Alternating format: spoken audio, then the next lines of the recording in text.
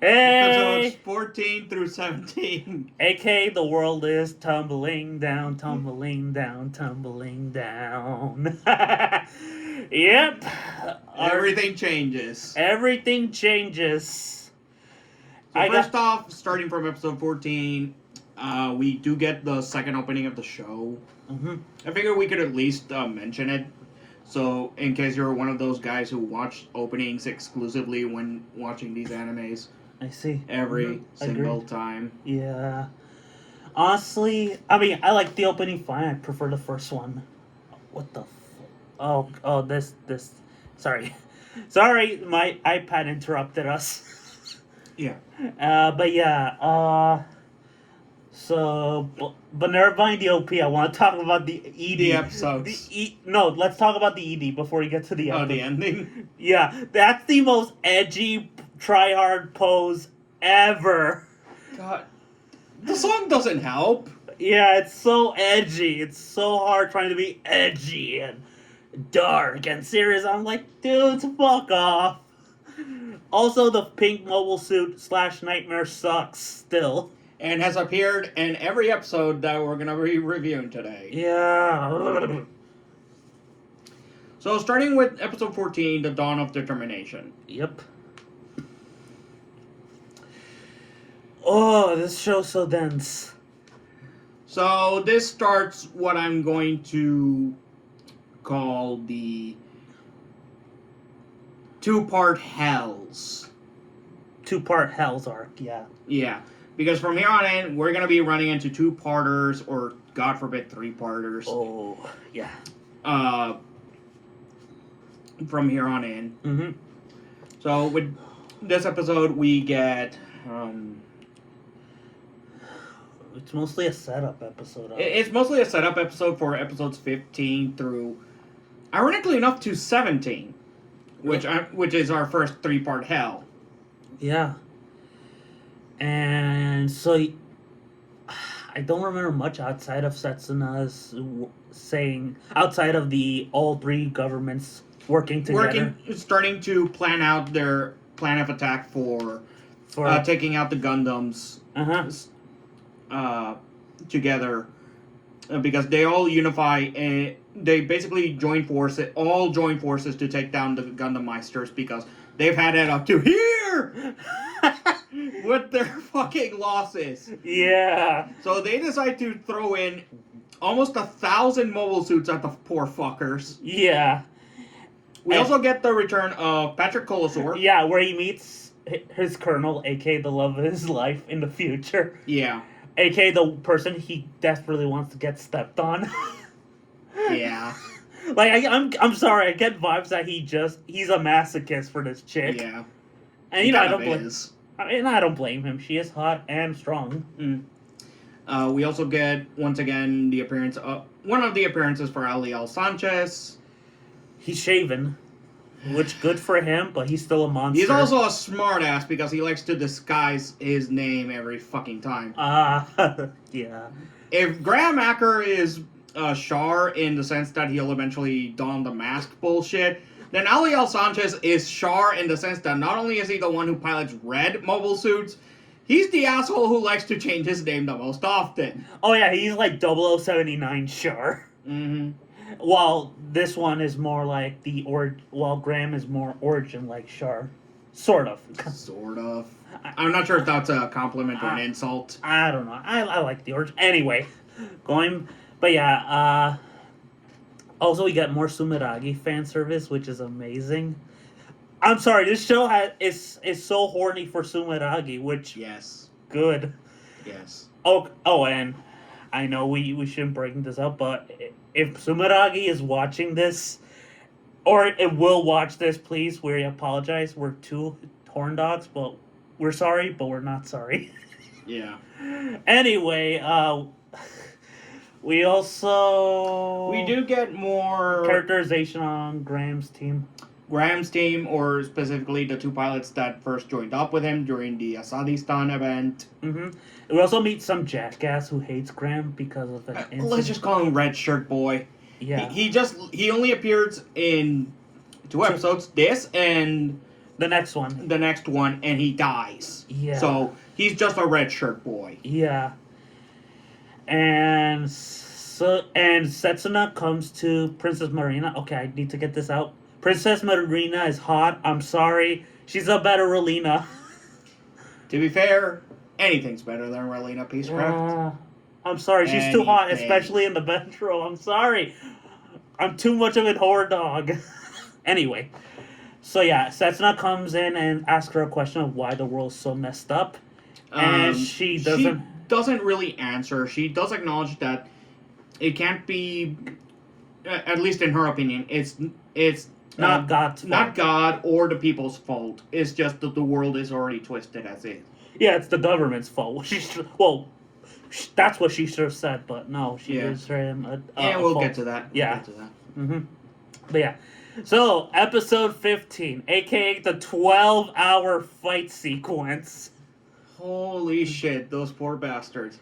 So we get the attack. We get the Gundam Meisters going after all three of them, getting attacked by all three factions. All three factions at the same time, because they basically planned it out and even set up a bait for them to attack. Mm-hmm. And it goes horribly wrong for them. Agreed.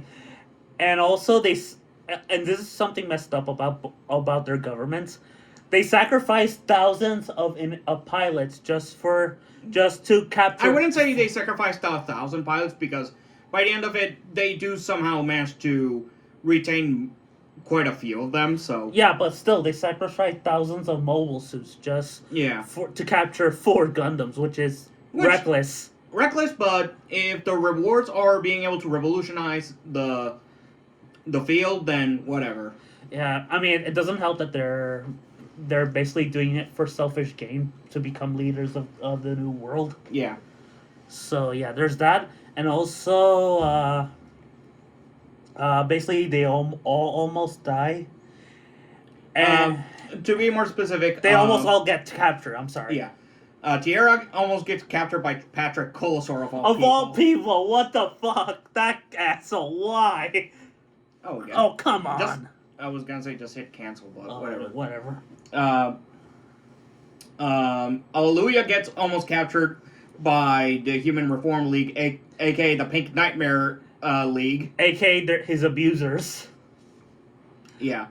Lock-On gets attacked by Graham Acker, and he kills off the Joshua guy, the jackass who appeared in the previous episode. Who was just there so we can hate him, kind of. I mean, we do get a little detail on Graham Acker's backstory, just a small one, and that's the fact that apparently there was a rumor that he killed one of his own men whether accidental or not. Mm-hmm. So. Yeah. And Setsuna gets attacked by Aliel Sanchez. And kind of almost killed by his abuser. Yeah, because Ali comes in not only with the Enact machine that he piloted previously, now colored red, but he now had a machine that basically is able to trap the Exia, pin down the Exia, and electrocute him. Yeah. Thankfully, at the end of the episode, we do get the introduction of our Thrones Gundam. One of the Throne Gundams. And basically Gundam. I mean, damn it! What the fuck, Setsuna? Anyway, Setsuna is like thinking to himself, am I not going to become a Gundam or ascend to godhood? And then he's saved by a god, that same god that saved him. So it's like poetry. It rhymes. Well, not the exact same. Not the exact same, but it's just a repeat of what happened. Exactly, that's what I'm saying. And we forgot to mention this. The Saji's sister is about to meet someone. No, not yet. Not yet. But wait. That's later. Can I just mention the name? Sure. He meets someone called Mr. Ikeda, which is a nod to Char's voice actor, which is nice. Yeah. Suichi Ikeda. Yeah. You're the pro. Yeah. So let's go into episode 16 and 17 because... Let's start with the recap episode, sort of. Okay. Technically a recap episode. While it does go into a recap of every episode that's happened prior to episode 16, it starts off with the introduction of our 3 new Gundams, aka the Gundam Thrones, and their pilots, the Trinity siblings. Yeah, who are equally messed up. Well, sort of. We get Johan, who's probably the most sane of the 3. Which is saying something. Michael, who is a bloodlusting motherfucker and probably has the most dangerous Gundam on his fucking hand. Mm-hmm. And Nina Trinity, who's piloting the Stealth Gundam. And AK, well, I'm not gonna mention it until the next episode, but can I just say it? No. Okay, fine. We'll save it for the next one. Yeah. Okay. Anyway, so we get more into the inner workings of Celestial being in Veda, which could you explain because I'm kind of confused. Okay, so we do get a bit more, or at the very least, we meet the group of observers, the ones who keep an eye on Celestial being, to make sure that they're following what Veda is giving them, in a way. Through, what was the guy's name? Alejandro Corner? Yeah, Alejandro Corner. Through Alejandro Corner, who is an observer as well. And we basically go into a recap episode from there of them discussing what's happened through their points of views on the starting episodes of every episode prior to episode 16. And we already get to see a little bit more on the personalities of the 3 Trinity siblings, aka the Throne pilots. Yeah. Those being that Michael is an asshole / maybe psychopath. Yeah. Nina is probably a hypocrite, but you know. Yeah, a hypocrite, a war criminal, and a monster. We'll get to that. I know. And also, we'll mention that in the next episode. Johan, again, is probably the most sane, or at the very least the one who's more logical of the 3. Mm-hmm. And yeah, that's about it, because the real meat of what happens is in the next episode, so... Yeah. So, hey, can you give me a moment? Oh, sure. Okay, I'm just gonna charge my phone. Yeah. Ouch. Butt crack. It's okay, we're both guys anyway. No, I mean for the show. What? Jesus! Thank you. Alright, so can I give a countdown for episode 17? Go ahead. 3, wait. 3, 2, 1. Setsuna gets sexually assaulted by Nina. Sort of. More like he gets surprise kissed by Nina when they first Still meet counts each as other. sexual assault. Because he did it without his consent.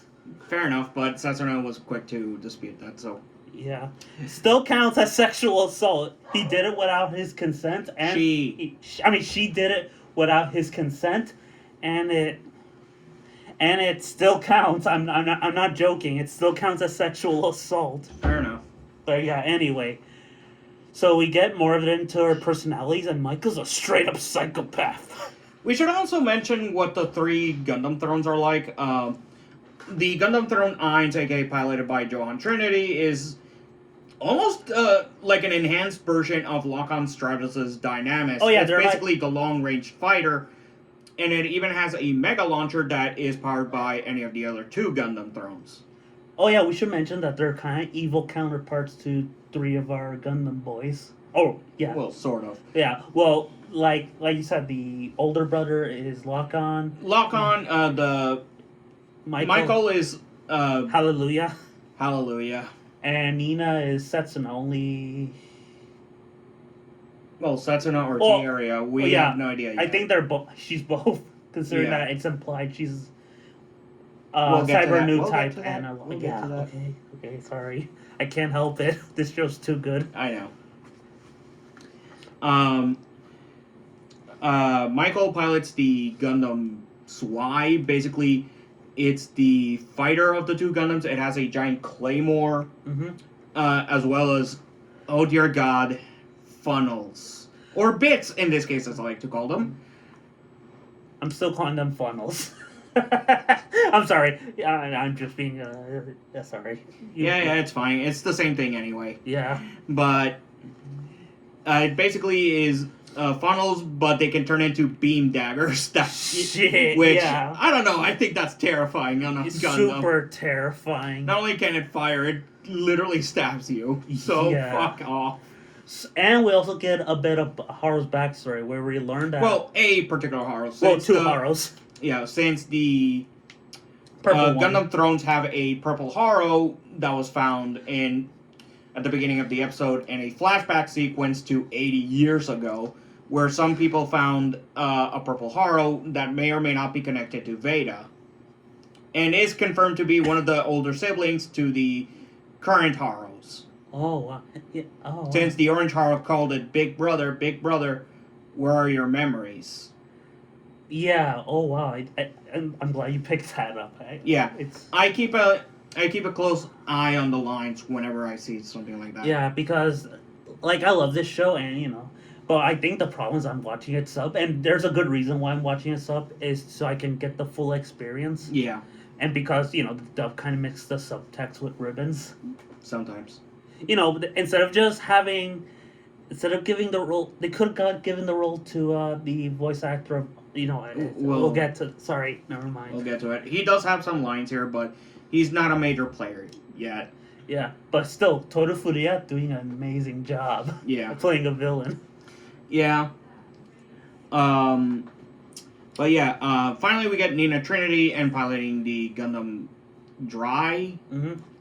And basically it's the stealth unit due to the fact that it's able to disperse the GN particles from its drive. Really, it's not a... Spoiler alert, it's not an actual GN drive, it's like an incomplete version of it. Mm-hmm. We'll see the backlash of those things much later. Also, But it's able to disperse at a much larger area the GN particles that it's able to, so it's capable of, stealth and, destroying communications in seconds. I see.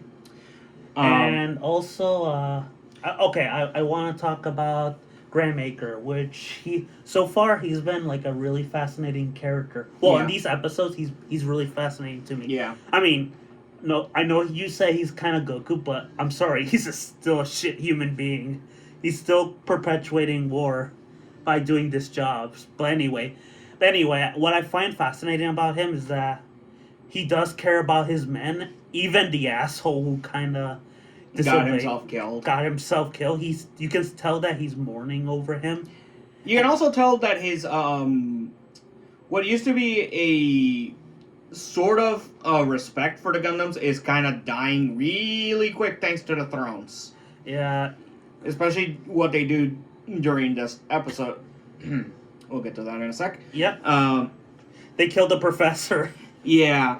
So the professor, who basically has been working on the flags and shit, more or less almost figures out what Aeolia Scheinberg's actual plan was for a celestial being and what they are supposed to do, when all of a sudden his computer is hacked and the words, "You know too much," appears. And that's when the three thrones, after meeting up with the celestial are the original celestial being, aka Setsuna's group, comes to the base where Graham Acker's team usually is and bombards that shit to hell thanks to the Ein's mega launcher and kills the professor. You mean the Trinity sibling? Yeah, I know what I said. Oh yeah, okay, sorry. Maybe I'm sorry. Anyway, that's fine. Yeah, it's personal now. And okay, so next episode or whenever we finish season 1, can you explain to me and the audience what Aliel Sanchez's... No, not that Aliel Sanchez. You know, the guy who founded Celestial Being. Oh, Aeolia Scheinberg's Yeah, thing. so can you tell that next episode whenever we finish season 1, so you could explain Sure. what's going on Sure. I'll explain what his actual plan for Celestial Being was until Ribbons until our villains fuck it up. Yeah. So yeah, like so far the show gets getting better and better. I'm really loving this season. I especially love how realistic the designs are for the most part, except for the I pink hate the Gundam. pink nightmare. Yeah, and also the animation still holds up really well. Yeah. Like, I would say it's better than both Seed and Seed Destiny in terms of animation quality. And Seed Destiny already looks much better than OG Seed, but yeah, this show beats Seed and Seed Destiny in the animation department. And you know, this has a much more interesting creative team with Seiji Mitsushima directing and the guy who wrote Sega Pain, the My Hero Academia, Academia, and the dude who and he also wrote the Yuri golfing anime. Yeah. So I give this show so far a 10 out of 10, a strong one. It's still maintaining a 10 for me. It hasn't dropped, and we're actually starting to get to the climax. Get to the end of the first season, but we are pretty much nearing the climax. So yeah, and what was I gonna say? Shit. Anyway, wait. Before we go, I'm trying to remember. Sorry. Since so much happens in these episodes, yeah, it's a bit. Yeah. Jesus Christ. I think we got the more important shit out of the way. I think really the only thing that matters is the Saji Crossroad storyline this time, since Louise is going back to Spain for her cousin's wedding and stuff, and we do get an interaction, surprisingly enough, between Saji, Louise, and Setsunan during these episodes. Yeah, it's cute. It's cute, and it is actually important since it does, lead into both season 2 and these the future episodes. Yeah. Oh yeah. What I was gonna say is that I think Double O might be in my top 5 now, which is good. Yeah. It's a really good show. I think it might be in my top 5. If it might even be in my top 3 or 4. Yeah. So yeah, this show has always been in my top 3. Mm-hmm. Like, I don't think it'll break the top 3 because one, Turn A Gundam is Turn A Gundam, and G-Witch has Suletta Mercury, aka the best Gundam protagonist. Yeah. Zeta Gundam is Zeta. Yeah. But for me, it's in the top 3 since while G-Witch is great, it's still I still hold Double O in a higher. Oh, I mean, yeah, it makes sense. Place in my heart because I enjoy this show too much. I understand. So yeah, see you guys next week. Who knows? We might watch episodes 18 to 25 in Wednesday. Maybe. Maybe. Well. Peace. Peace.